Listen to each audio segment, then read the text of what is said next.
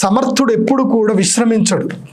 Success దొరికేంత వరకు, తాను అనుకున్న లక్ష్యాన్ని సాధించే వరకు సమర్థుడు ఎప్పుడు కూడా విశ్రమించడు. కాబట్టి విష్ణు పరమాత్ముడు సమర్థుడు. కాబట్టి నేను ఈ శక్తిని కోల్పోతున్నాను, నాకు ఇంకా శక్తి కావాలి అంటే ఏదో ఒక మహాశక్తి ఉంది, ఆ శక్తిని నేను కొలుస్తాను అని చెప్పి మళ్ళీ ఆ యోగమాయా శక్తిని ఆయన మళ్ళీ తపస్సు చేయడం ప్రారంభించాడు. వీళ్ళు పడుకుంటే ఈయన తపస్సు చేశాడు. తపస్సు చేసి ఆ యోగమాయని శక్తిని వరించాడు. అప్పుడు యోగమాయా శక్తి వరించింది. అందుకోసమే లలితా సహస్రం చెప్తారు విష్ణుమాయ విలాసిని అని చెప్పి. ఆ యోగమాయ శ్రీ మహావిష్ణువుని వరిస్తుంది. అప్పుడు ఆ యోగమాయ వరించగానే శ్రీ మహావిష్ణువు లేచి చాలా సంతోషంగా ఇక యుద్ధానికి రండి అని అనేసరికి విష్ణు పరమాత్ముడి యొక్క ముఖం చూసేసరికి వీళ్ళకి చాలా సంతోషం కలిగింది. ఒక సమ్మోహనం అన్నమాట. ఆ మధుకైటపులు ఇద్దరు కూడా విష్ణు పరమాత్మని చూసి, చూడు నాతో యుద్ధం చేసి బాగా అలసిపోయావు, మేము మీకు ఒక వరం ఇస్తున్నాను పో అని వీళ్ళే వాళ్ళకు ఒక వరం ఇస్తున్నారు. ఏమని వరం ఇస్తున్నారు అంటే, ఇదిగో ఇక్కడ అన్ని నీళ్లు ఉన్నాయి కదా, నువ్వు మమ్మల్ని చంపడానికి మేమే మీకు వరం ఇస్తున్నా. ఏం వరం ఇస్తున్నా తెలుసా? ఎక్కడైతే నీళ్ళు లేవో అక్కడ మమ్మల్ని చంపని ఇద్దరు ఒక్కళ్ళొక్కళ్ళు చూసుకుంటూ నవ్వుకుంటున్నారు.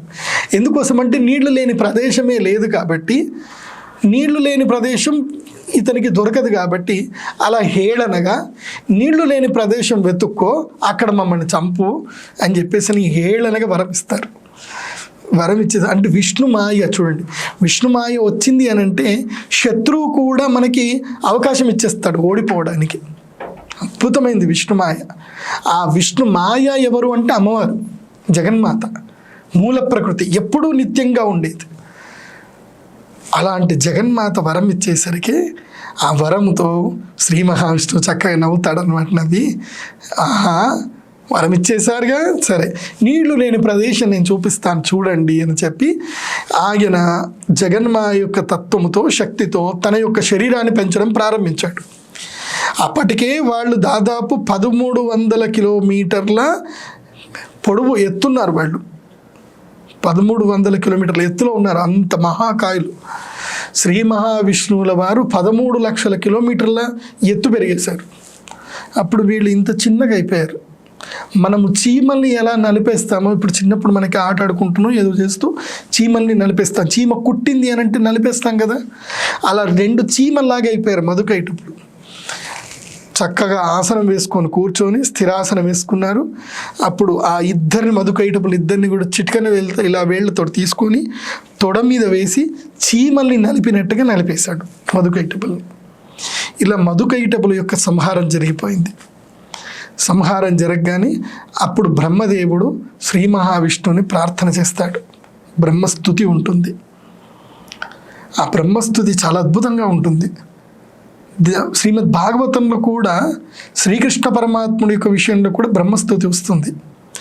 మా గురువుల వారు శ్రీ సత్యాత్మతీర్థ శ్రీపాదుల వారు తాము ఆశ్రమం స్వీకరించిన మొదట్లో చాలామంది కొంతమంది పండితులు చిన్నపిల్లవాడినకి ఏం జ్ఞానం ఉంది అని కొంతమంది విమర్శిస్తూ ఉంటే వాళ్ళ విమర్శల్ని అన్నిటిని కూడా తిప్పి కొట్టడానికి వాళ్ళు 48 రోజులు శ్రీమద్ భాగవత ప్రవచనం చేశారు. అయితే ఆ శ్రీమద్ భాగవత ప్రవచనం యొక్క వైశిష్టం ఏంటంటే, ఈ బ్రహ్మదేవుల వారు సూచించినటువంటి ఒకే ఒక్క శ్లోకాన్ని తీసుకొని శ్రీమద్ భాగవతంలో ఉండేటువంటి యొక్క ప్రతి ఒక్క వృత్తాంతానికి ఆ శ్లోకముతో వ్యాఖ్యానాన్ని అనుసంధానపరచడం జరిగింది. అంటే దాదాపు 48 రకాల అర్థాలు చెప్పారు ఒకే శ్లోకానికి. ఆ 48 రకాల కథా వృత్తాంతాలన్నిటి కూడా ఒకే దానికి అనుసంధానింపజేశారు మా పూజ్య గురువులు. అంత మహాశక్తి సంపన్నులు.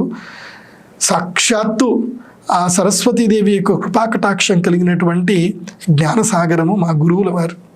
వారి అనుగ్రహం వల్లనే నేను ఇంత ఏదైనా సరే పురాణ కథలు చెప్పగలుగుతున్నాను తప్ప, లేకపోతే గురువు అనుగ్రహం లేకపోతే ఏది సిద్ధించదు. అలా బ్రహ్మదేవుడు స్తుతించిన శ్లోకం చెప్తాను. చాలా అద్భుతమైన శ్లోకం. ఇది రాసుకొని ఎవరైనా అనుష్ఠానం చేయండి. ఈ శ్లోకాన్ని ఎవరైతే కనుక 11,000 మార్లు ఎవరైతే ఈ శ్లోకాన్ని జపం చేస్తారో వారికి విష్ణు అనుగ్రహం ఈజీగా కలుగుతుంది. ఆ శ్లోకం చెప్తాను, వినండి. యోంత విశ్వస్య స్థితిలయోద్భవహేతురాద్యః యోగేశ్వరైరపి దురత్యయ యోగమార్గః క్షేమం విధాస్యతి స నో భగవాన్ త్రధీశః త్రాతాస్మదీయ విమృతేన కియాని హర్తః త్రాతాస్మదీయ విమృశేన కియాని హర్తః. నేను మళ్ళీ చెప్తాను శ్లోకాన్ని, చక్కగా ఇది రికార్డ్ చేసుకోండి. మీ మొబైల్లో స్క్రీన్ రికార్డ్ ఉంటే స్క్రీన్ రికార్డ్ రన్ చేసుకొని ఈ శ్లోకం రికార్డ్ చేసుకోండి. విశ్వస్య స్థితిలయోద్భవహేతురాద్యః యోగేశ్వరైరపి దురత్యయ యోగమార్గః క్షేమం విధాస్యతి స నో భగవాన్ త్రయధీశః త్రాతాస్మదీయ విమృశేన కియాని ఆర్తః. ఈ శ్లోకాన్ని రాసుకోండి. 11,000 మార్లు ఈ శ్లోకాన్ని జపం చేయండి. విష్ణు అనుగ్రహం కలుగుతుంది. ఇలా శ్రీ మహావిష్ణువుల వారు ఆ యొక్క బ్రహ్మదేవుల వారు ఇద్దరు కూడా ఒకరినొకరు చూసుకుంటూ ఇంకేం మాట్లాడుకుందాము, ఏం జరిగింది, ఎలా ఉంది అని విష్ణు పరమాత్మ వారు మాట్లాడడానికి వెళ్ళే సమయానికి ఒక అద్భుతమైన విమానం వస్తుంది. హంసలు తోలుతున్న ఒక మంచి పుష్పక విమానం. అందులోపల సరస్సులు ఉంటాయి, ఉద్యానవనాలు ఉన్నాయి. చాలా పెద్ద 10 యోజనం అంటే 10 యోజనాలు అంటే దాదాపు 1,00,000 యోజనము గుర్తులేదు కానీ చాలా పెద్ద విమానం అది. ఆ విమానం వచ్చేసరికి ఆ విమానంలో వీళ్ళు ఎక్కి కూర్చున్నారు. అందులోపల ఉద్యానవనం ఉన్నాయి, అన్నీ ఉన్నాయన్నమాట. శ్రీ మహావిష్ణువుల వారు బ్రహ్మదేవుల వారు వెళ్ళి ఆ దాంట్లో కూర్చున్నారు చక్కగా. అది వెళుతూ ఉంది. ఎక్కడికి వెళుతుందో వీళ్ళిద్దరికీ తెలియదు.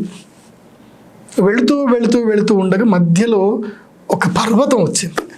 అబ్బా, నీళ్లు లేని ప్రదేశం కూడా ఉందా అని చూస్తారు. ఒక పర్వతం ఉంది. ఆ పర్వతం పైన ఒక చంటి పిల్లవాడు, తెల్లగా ఉన్నాడు పిల్లవాడు. ఆ చంటి పిల్లవాడు దీని లోపలికి ఎక్కాడు. ఎవరు తెలుసా? ఆయన శివుల వారు, ఈశ్వరుడు. ఆ యొక్క దాంట్లోకి ఎక్కాడు. ఇప్పుడు బ్రహ్మ, విష్ణువు, మహేశ్వరులు త్రిమూర్తులు ఒక విమానంలో ఉన్నారు. ఈ విమానము ఎగురుకుంటూ వెళుతుంది. ఎక్కడికి వెళుతుందో వీళ్ళకి తెలియదు. ఈ విమానము వెళ్ళేదే మణిద్వీపానికి. కాబట్టి ఈ భాగంలో మనం ఇక్కడి వరకు ఈ కథ తెలుసుకుందాము. అద్భుతమైన విమానం ఇది. ఈ విమానం లోపలికి వాళ్ళు వెళుతున్నారు. వెళ్ళి అక్కడికి వెళుతున్నారు. ఎక్కడికి? మణిద్వీపానికి వెళుతున్నారు. ఇప్పుడు వాళ్ళు మణిద్వీపం ఎలా ఉందని చూస్తున్నారు. డ్రోన్ వ్యూలో అంటే పైనుంచి శాటిలైట్ వ్యూలో మణిద్వీపం ఎలా ఉంది అనేది మీకు వచ్చేటువంటి ఎపిసోడ్లో నేను చెప్తాను. అయితే ఇప్పుడు మీకు కొన్ని ప్రశ్నలు ఉంటాయి. ఈ ప్రశ్నలకి మీరు కామెంట్స్లో సమాధానం పెట్టండి. తప్పకుండా సమాధానం పెట్టడం వల్ల ఏంటంటే మీరు మంచి శిష్యులు అని తెలుస్తుంది. ఈ వీడియో చూసిన ప్రతి ఒక్కరు కూడా తప్పకుండా లైక్ కొట్టడం వల్ల ఏం జరుగుతుంది అని అంటే ఈ వీడియో ఇంకా చాలామందికి రీచ్ అవుతుంది. మీరు ఈ వీడియో వినడం వల్ల పూర్వకాలం ఏంటి, పురాణం విన్న తర్వాత వచ్చి గురువుగారికి నమస్కారం చేసి సంభావన పెట్టేవారు. ఇప్పుడు నమస్కారం అంటే ఏంటంటే మనకు ఆన్లైన్లో లైక్ కొట్టడము. సంభావన ఏంటంటే 10 మందికి షేర్ చేయడం. అదే మీరు ఇచ్చే సంభావన. 10 మందికి ఈ విషయం తెలియాలి. మీకు తెలిసిన వాళ్ళందరికీ షేర్ చేయండి. మీ యొక్క వాట్సాప్లో స్టేటస్లో పెట్టుకోండి ఈ లింక్ని. అలా చేయండి. ఇప్పుడు నేను అడిగే ప్రశ్న ఏమిటో చెప్తే జాగ్రత్తగా వినండి. శ్రీ మహావిష్ణువుతో యుద్ధం చేసినటువంటి యొక్క రాక్షసుల యొక్క పేరు ఏమిటి? వీళ్ళు ఎక్కడి నుంచి పుట్టారు? క్లియర్? అర్థమైంది కదా? ఆ రాక్షసుల పేర్లు వారు ఎక్కడి నుంచి పుట్టారు ఇది రాయండి. సర్వే సుజనా సుఖినో భవంతు. స్వస్తి ప్రజాభ్య పరిపాలయంతాం న్యాయేన మార్గేణ మహిం మహేషాః.